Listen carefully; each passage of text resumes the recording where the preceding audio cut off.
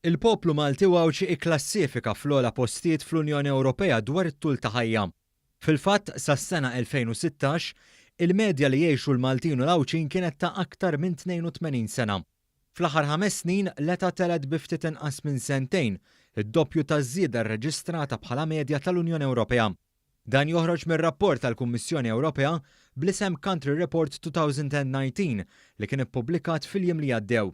Ir-riżulta li matul is-sena 2017 aktar minn 3/4 tal-popolazzjoni Maltija irrappurtat li tinsab fi stat ta' saħħa tajba.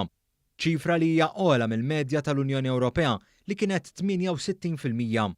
Minkejja l-isforzi kontinwi għal promozzjoni ta' stil ta' ħajja b'saħħitha u biex tonqos l-inċidenza ta' mart kroniku, Malta għadha tirreġistra rati għolin ta' obeżità fost l-adulti u tfal.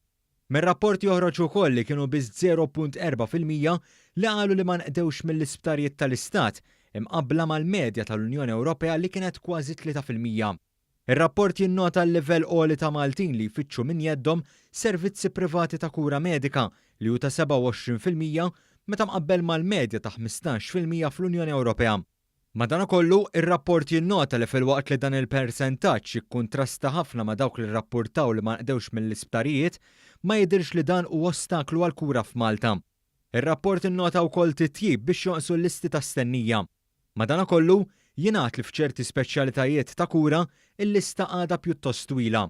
Ġie nnotat ukoll titjib qawwi fl-investiment fl-infrastruttura tal-kura primarja fosthom biftuħ ta' ċentri tas-saħħa ġodda.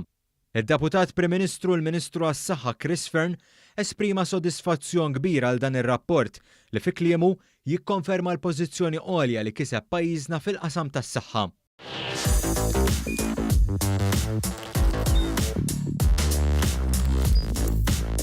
Idħol fuq one.com.mt u hemmhekk tista' tara l-programmi kollha li jxandru fuq One permezz ta' One Play.